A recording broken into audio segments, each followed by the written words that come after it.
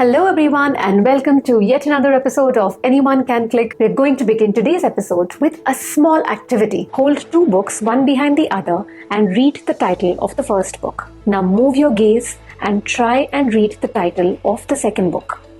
Notice what happens to the title of the first book.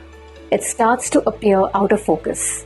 This is because our eyes can focus only on one plane at a time. Next, bring both the books next to one another and try and read their titles once again. This time, both the titles can be read at the same time.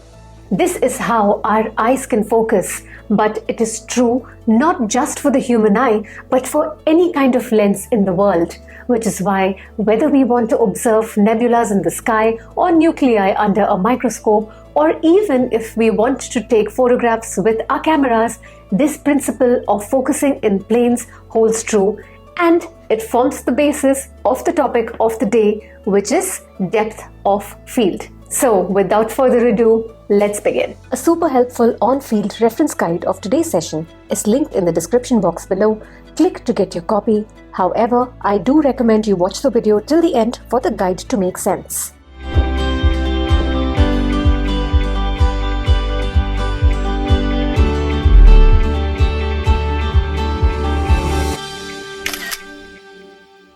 Depth of field is a topic that we briefly touched upon in episode number 2 when we were learning about aperture. Today, we are going to take it one step further and learn a lot more about the concept of depth of field, and we will also understand the various factors which affect it and how we can use them to create impactful frames. And like always, we will be doing that with the help of a lot of examples. So let's begin with example number 1, for which I'm going to have to borrow some of my son's toys. I've arranged these toys in a specific manner, and I would like you to observe two things. The first one is the relative sharpness of the text on all the toys, and point number 2, the range of toys where we can identify the text versus those where we absolutely cannot. Different toys have different degrees of sharpness, with the eggplant and yak being the sharpest, followed by the rabbit and the quail. And for question 2, the text on the other toys is blurred and barely recognizable. Now let's combine everything that we have learned so far and summarize the concept of depth of field in these 4 points. Point number 1, the camera focuses in planes and all the objects on the plane of focus will be sharp. Point number 2, this does not mean that the objects that do not lie on the focus plane are going to be completely out of focus. Which brings me to point number 3. The sharpness of the objects in front of and behind the plane of focus gradually decreases, but there is a range of distance where you can still easily identify these objects, where the objects still look acceptably sharp, and we call this area the field.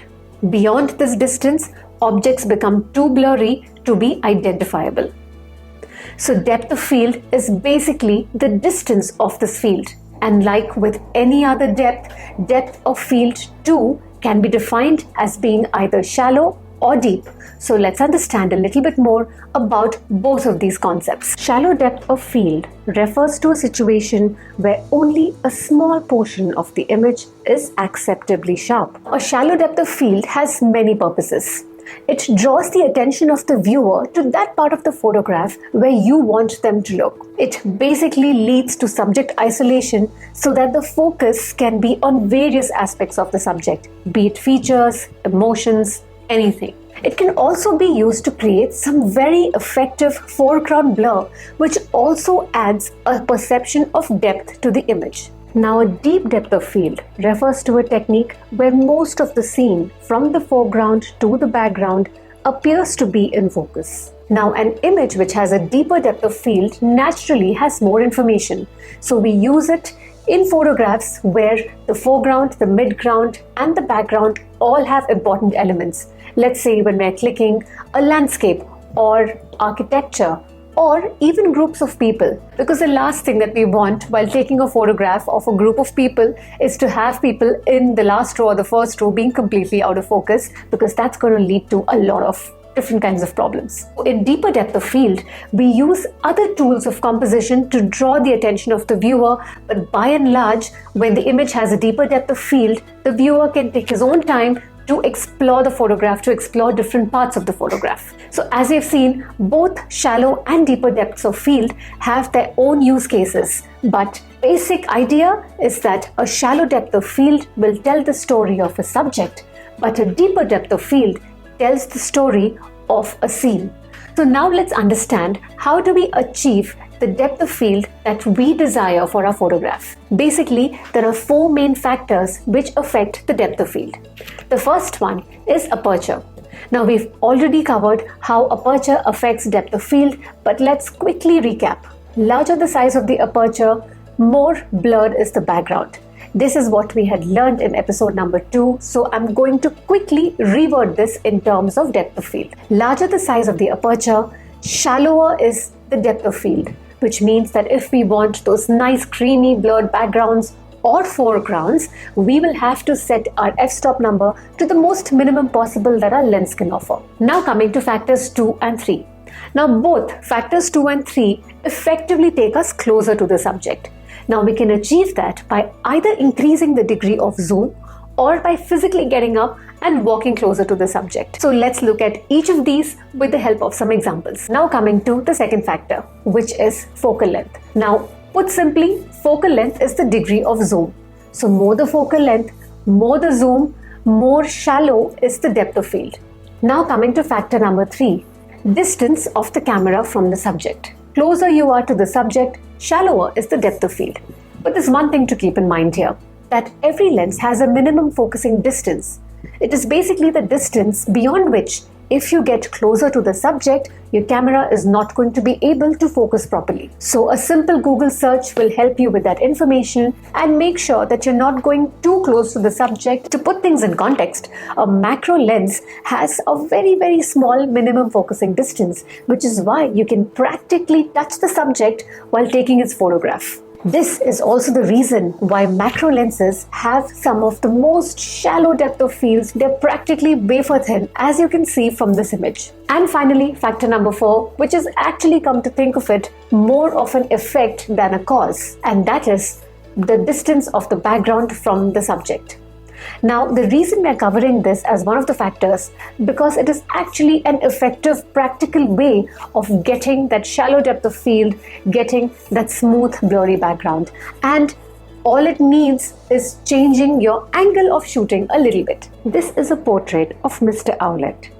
In this case, he is standing close to the wall, and by just changing the angle of shooting and asking him to turn right, I have managed to get him to pose against the window in the distance, giving me an image with a much more pleasing blurred background, just the way I wanted. This technique is also very useful in wildlife photography. As you can see, in the first case, I'm shooting from a height, which means that the ground, which is the background in this case, is quite close to the bird and therefore appears to be in focus. But by lowering myself to the ground, to the eye level of the bird, the same setting has now given me a lovely blurred background with the bonus of a blurred foreground as well. So basically what we're doing is we're pushing the background so far behind that it is now beyond the field that it starts to look blurry, giving us a shallow depth of field. Now there are other factors which also affect depth of field, like the size of the sensor, the type of the lens you're using, but neither of this is something that you can control on the field, which is why we're going to keep them aside, and we're going to focus on factors 1 through 4 to get the desired depth of field. Having discussed all the factors so far, the most important point to remember, depth of field can be controlled most effectively when you use a combination of factors rather than one factor alone. Now, a small word of caution. Getting that shallow depth of field is actually pretty straightforward. The problem comes when we want that deeper depth of field, especially by using aperture. What happens is sometimes we may be tempted to make our aperture size really small and make our f-stop number really big in order to get that deep depth of field. But these kind of settings can negatively affect a photograph, which is why there are alternative techniques that should be adopted when we're trying to get that deep depth of field, using the hyperfocal distance or techniques like focus stacking are some of them, and we will be covering both of them in different topics a little bit later in line with the matrix approach to learning photography. For now, we're going to keep it simple and we're only going to focus on factors 1 through 4. With that, we have reached the end of this video, but not before I leave you with one final thought. Photography is the art of inclusion and exclusion. Through photography, you decide what to include in your photograph to tell the story. But depth of field takes it one step ahead. Depth of field tells your viewer where to look within the photograph, which is why it is a very important compositional technique for impactful storytelling. And depth of field is so much more than just getting those blurred backgrounds. In fact, take a look at some of these out-of-the-box award-winning photographs that have shown how you can actually use depth of field so creatively to tell the story in a different, memorable way.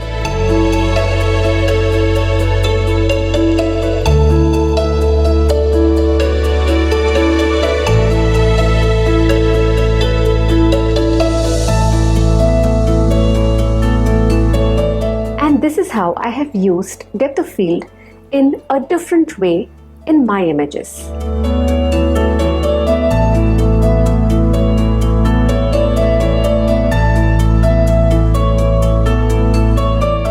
That's all for now. Thank you so much for watching, and as always, if you have found this video useful, please do like, subscribe and comment. I will be meeting you next week where we will discuss about the different tools of compositions, the different techniques of compositions.